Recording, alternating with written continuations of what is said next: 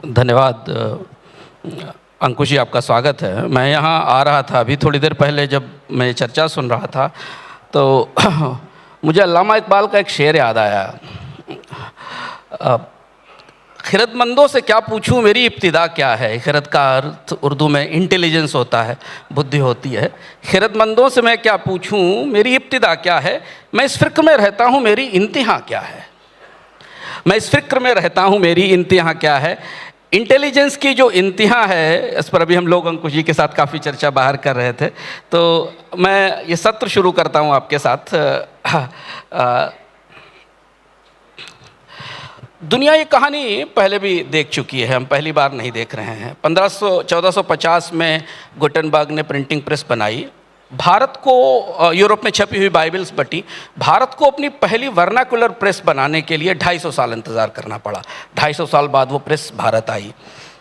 1908 में Henry Ford ने Detroit में कार बनाई, और जो कार हेनरी फोर्ड ने बनाई फिर दुनिया उसी को चलाने लगी उसी तरह से। कैलिफोर्निया की लैब में विंट सर्फ ने और बॉब कान ने टीसीपी आईपी बनाया, और सर दुनिया अंग्रेजी बोलने लगी, अंग्रेजी में सीखने लगी, बोलने लगी। हर बार टेक्नोलॉजी कहीं और जन्म लेती है, बाकी देशों से पकड़ने की पीछे से कोशिश करते हैं।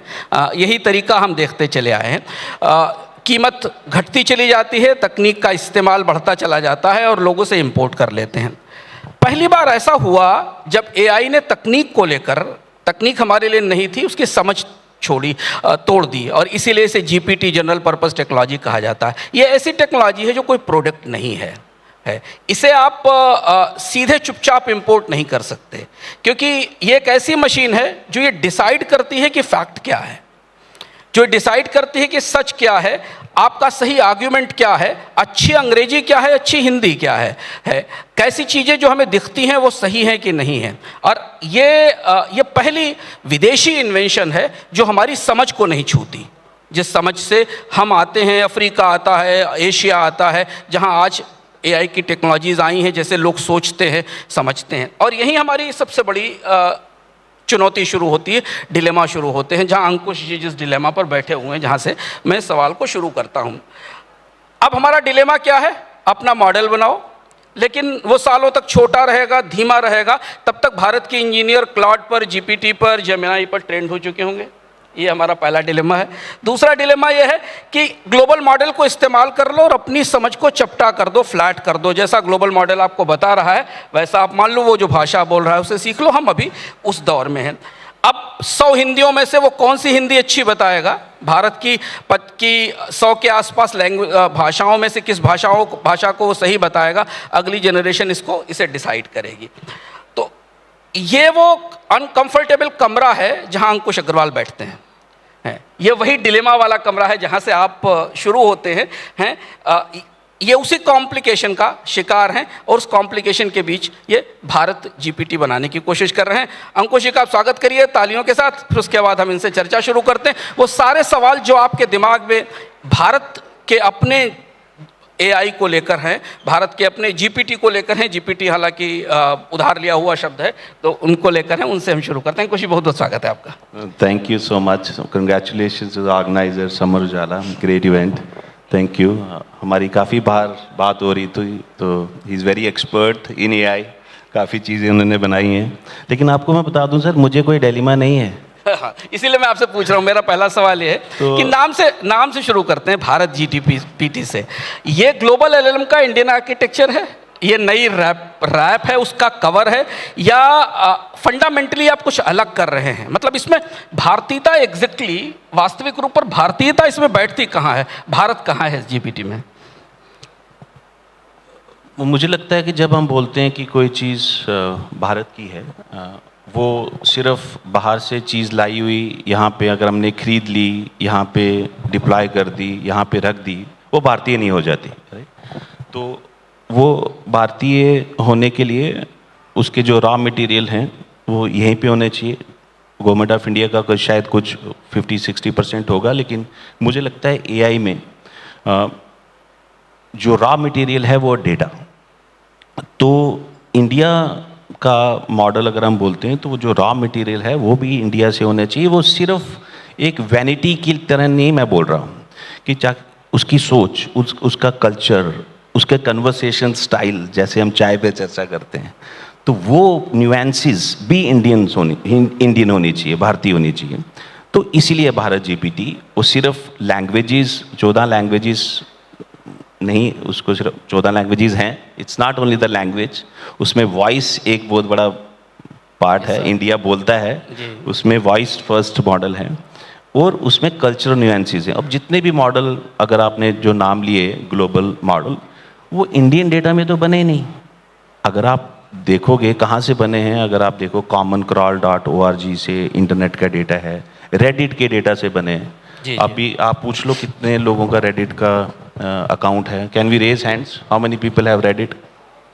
1 2 3 4, कितने लोग होंगे? I think not even 1%।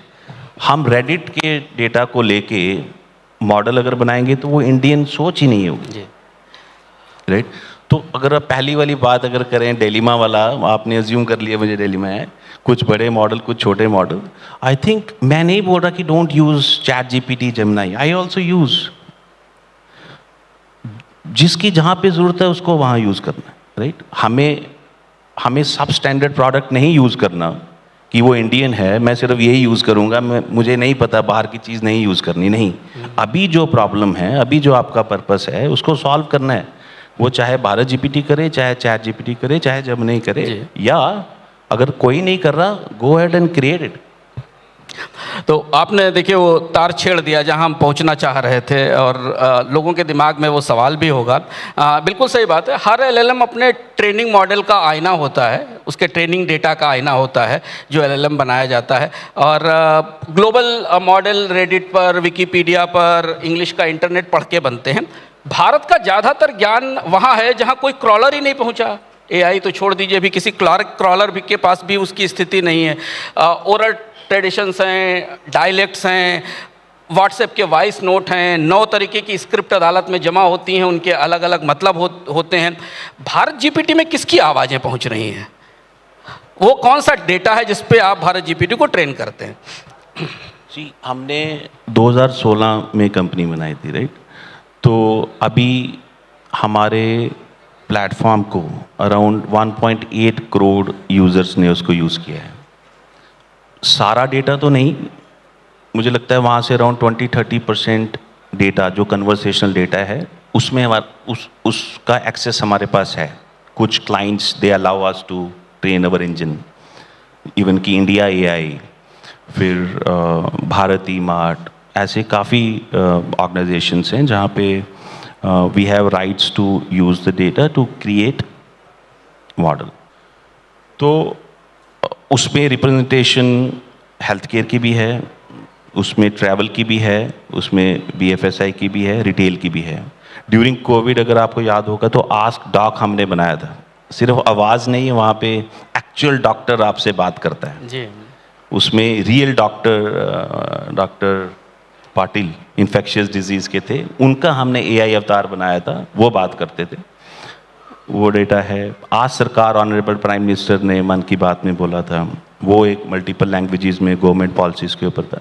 तो ऐसे काफ़ी हमारे प्लेटफॉर्म से अराउंड आई थिंक 15,000 से 20,000 एजेंट्स बने हैं। We have rights. तो मेनली हमारे कस्टमर्स इंडिया में हैं। कस्टमर्स मींस वो डेवलपर्स भी हो सकते हैं, बिजनेसेस भी हो सकते हैं, और उनके एंड यूज़र्स होते हैं। तो इसलिए हमारे पास काफ़ी डेटा है। और अगर आपको बताऊं, हमने शायद 10% डेटा भी नहीं यूज़ किया टू क्रिएट द मॉडल। हम 1 ट्रिलियन पैरामीटर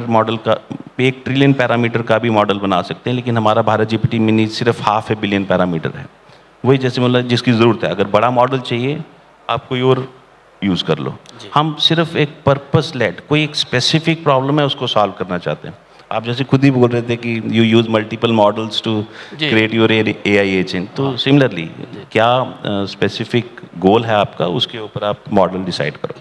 सर, आपने वॉइस बिट किया डिज़ाइन पे, मॉडल के डिज़ाइन में, मेरे दिमाग में एक सवाल आया उसको देखते हुए कि क्या ये भारत वर्सेस इंडिया की जो जो खाई है उसको पाटने की कोशिश है, या ये लिटरेसी का सवाल है कि भारत का व्यक्ति लिख नहीं पाता है उस तरह से, या तीसरा एक और वेरिएबल इसमें बनता है कि जो भारत के नगरीय इलाकों के लोग हैं वो टाइप कर सकते हैं, वो कीबोर्ड पर टाइप कर सकते हैं। ये जो वॉइस बिट लेकर आए आप भारत जीपीटी पे, इसके पीछे पर्पस क्या, और इससे एग्जैक्टली आपके डेटा में कितना फ़ायदा हुआ आपको डेटा लेने में, ट्रेन करने के लिए? क्योंकि वॉइस बिट अभी भी globally voice activated artificial intelligence का यूज़ थोड़ा लिमिटेड है, मैक्सिमम लोग डेटा इनपुट ही करते हैं। जी, आप बिल्कुल सही बोल रहे हो। कल मेरी वाइफ क्लाउड यूज़ कर रही थी तो वो बड़ा लिख रही थी, मैं बोला उसको बोलना, कहती नहीं उसमें वो नहीं है, बोलने वाला नहीं है। तो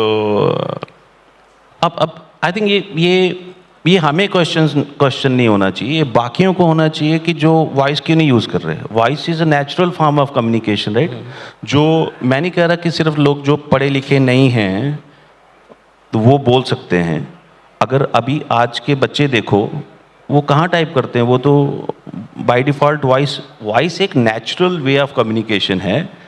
पहले लोग वॉइस इसलिए नहीं करते थे, शायद टेक्नोलॉजी इतनी एडवांस नहीं थी। अब तो है, सिर्फ हमने नहीं बनाई, बाकियों ने भी तो बनाई है, राइट? तो आपने शायद वॉइस देखा, मुझे तो लगता है कि voice is also the stop cap. अगर वॉइस की बात होती तो हम ये कॉन्फ्रेंस वर्चुअल कर लेते, राइट? तो वी हैव टू मीट। अगर हम यहाँ पे आए हैं, ये हम पूरी उम्र नहीं भूल पाएंगे कि we have met face to face. मैं हमेशा बोलता हूँ कि पहली form of communication is always face to face. अगर फेस टू फेस नहीं है तो फिर वीडियो कॉल नहीं है तो वॉइस नहीं है तो फिर टेक्स्ट।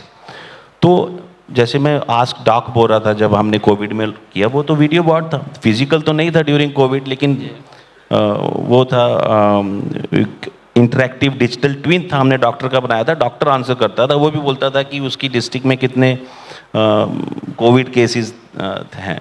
तो मैं बोल रहा हूँ कि नेचुरल फॉर्म, कोई भी चीज़ हम जब सोचते हैं, बनाते हैं या रोड मैप करते हैं, हम देखते हैं, हम शायद इतना नहीं देखते कि डिमांड किस चीज़ की है। डिमांड तो आज होगी, जिस चीज़ की डिमांड है कोई ना कोई बना रहा होगा। हम सोचते हैं कि नेचुरल क्या चीज़ है, नेचुरल चीज़ हमें भूलना बड़ा मुश्किल है, राइट? और उसको सिखाने की भी ज़रूरत नहीं है, नेचुरल इज़ नेचुरल। तो हम सोचते हैं कि जो नेचुरल चीज़ है वो आज तक जिसने नहीं की, तो हम टेक्नोलॉजी से वो बना सकते हैं क्या? अभी मैं बात कर रहा था तो जो टेलीपोर्टेशन है वो होनी चाहिए, मतलब द सेम फील होना चाहिए जी, राइट? अभी तो ठीक है, वॉइस चली जाती है, वीडियो चली जाती है। अब lot more we have to do to really achieve the natural experiences and which we are meant to और which we want to do, है ना? तो वॉइस अभी चल रहा है, लेकिन हमारे पास अभी भी वीडियो वाली टेक्नोलॉजी में भी people are not ready to use it. तो आप तो पर्सनल अवतार बना रहे हैं लोगों के। बिल्कुल, हम सब इमॉर्टल हैं जी, फिलॉसफिकली तो हैं, तो प्रैक्टिकली भी बनाना है। मेरे पास दो थोड़े अनकंफर्टेबल सवाल हैं आपके लिए, असहज करने वाले सवाल हैं। पहला ये कि चैट जीपीटी, क्लॉड, जेमिनी पहले से काफ़ी फ्लुएंट हिंदी, तमिल, तेलुगु ये भाषाएं बोलते हैं, और कई लोग तो कहते हैं कि हम भारतीयों से ज़्यादा अच्छी बोलते हैं। कई मामलों में मेरा भी अनुभव हिंदी के साथ कुछ मॉडल्स पर ऐसा रहा है कि वो हिंदी को इम्प्रूव करना सीख गए हैं, अच्छी हिंदी लिखना सीख चुके हैं हाल फिलहाल के वर्जन में। तो हम एक सॉवरेन इंडियन एलएलएम क्यों बना रहे हैं, इसकी क्या ज़रूरत है? या सिर्फ हेडलाइन बना रहे हैं इसलिए बना रहे हैं? और एक और सवाल जो लोगों के दिमाग में है कि अगर भारत जीपीटी बाकी जीपीटी से 18 साल 16 साल पीछे रहेगा तो ये इंडियन टूल किसके काम आएगा, किस वजह से? मैं वैसे नहीं सोचता यूएस जीपीटी और इंडिया जीपीटी की हमें उनसे compete करना है। मुझे तो लगता है कि हर कंट्री का एक सोवरेन एआई होना चाहिए। अगर मैं शायद पहली बार बोलूँगा कि sovereign AI word incidentally fortunately मैंने यूज़ किया था फरवरी 2023 में। तो मुझे ये नहीं है कि सिर्फ इंडिया में सोवरेन एआई होना चाहिए, हर कंट्री में होना चाहिए।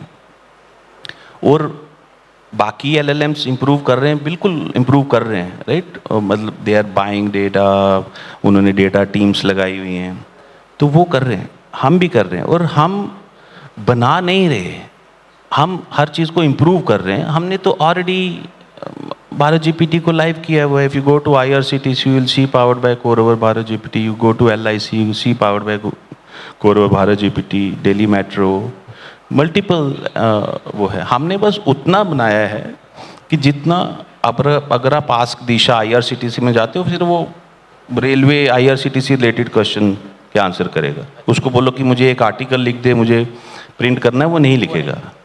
तो मुझे किसी से कोई कम्पीट नहीं कर रहा। जैसे मैं पहले बोलता था, मुझे डिलेमा नहीं है कि हमारे पास एक्चुअल प्रॉब्लम्स हैं बिजनेसेस की, यूज़र्स की, हम वो सॉल्व करने की कोशिश करते हैं। कुछ चीज़ें भारत जीपीटी सॉल्व करता है, कुछ नहीं करता, और हमारे प्लेटफॉर्म से ही आप भारत जीपीटी चूज़ कर सकते हो, चैट जीपीटी कर सकते हो, Gemini. I think we have to think about using everything possible, everything available to solve your problem. अब प्रॉब्लम क्या है? सपोज ये इवेंट ऑर्गेनाइज करना है, तो देन आप थोड़ी देखोगे कि सिर्फ सॉवरन ही चीज़ होनी चाहिए। आप देखोगे ना, इवेंट बेस्ट होना चाहिए, वट एवर इट टेक्स। चाहे वो इंडिया से स्क्रीन आ रही है या अमेरिका से आ रही है, आप उसको यूज़ करोगे। तो आहिस्ता आहिस्ता आप देखोगे कि कैन वी क्रिएट। और मुझे लगता है कि इंडिया, जैसे AI में बेस्ट जो रॉ मटेरियल है वो क्या है? डेटा। तो इंडिया से ज़्यादा डेटा किसके पास है? हर जगह, जैसे चाय में चर्चा मैंने बोला, चौपाल लो, हर जगह डिस्कशंस हो रही हैं, है ना। अब मैं बस सोचता हूँ कि सिर्फ वो चर्चा में ही सीमित ना हो, समस्याएं ही ना डिस्कस हो, समाधान भी डिस्कस हो, समाधान बने। जैसे AI और कन्वर्सेशनल AI है जिसमें हम हैं, आप बोल के, जैसे आपने पाइथन से एजेंट बनाया जब हम डिस्कस कर रहे थे, आप अपनी लैंग्वेज में बोल के अगर AI एप्लीकेशन बनाओ, तो इसमें जो चाय में जो चर्चा हो रही है, समस्या जो डिस्कस हो रही है, उससे आप सोल्यूशन बना के निकलोगे। मुझे लगता है कि मुझे सबसे एक रिक्वेस्ट है कि हम जहाँ भी जाएं, चाहे हम व्हाट्सएप ग्रुप में हैं या किसी भी इवेंट में आए हैं या किसी भी महफिल में या किसी भी शादी में गए हैं, ट्राई टू मेक श्योर कि कुछ आउटकम निकाल के आएँ। और आउटकम क्या हो सकता है? सिर्फ प्रोडक्ट नहीं, सिर्फ सोल्यूशन नहीं, एक प्रॉब्लम आइडेंटिफाई करना भी एक आउटकम है कि यार ये प्रॉब्लम है। प्रॉब्लम कुछ भी हो सकती है कि यार मुझे ज़्यादा टाइम क्यों लगा इस इवेंट में पहुंचने के लिए, खाना मुझे क्यों न्यूट्रिशियस नहीं मिल रहा, खाना क्यों मुझे महंगा मिल रहा है। कोई भी प्रॉब्लम अगर हम अपने आप से एसोशिएट करें, हर बंदा 1 पर्सन 1 प्रॉब्लम, तो फिर लाइफ टाइम में work towards that problem, try creating solution, add people along with you, तो उसको इम्प्रूव करते रहो। तो काफ़ी मुझे लगता है कि वो विश्व गुरु अगर हम पहले थे, शायद थे ही, किताबों में पढ़ा है, तो हम बन सकते हैं। अभी डेटा हमारे पास है, हम बुद्धिजीवी हैं और हम करते हैं, हम मेहनती लोग हैं, राइट। और शायद आप बोलोगे कि इतने पैसे नहीं हैं, नहीं लगते इतने पैसे चीज़ बनाने में।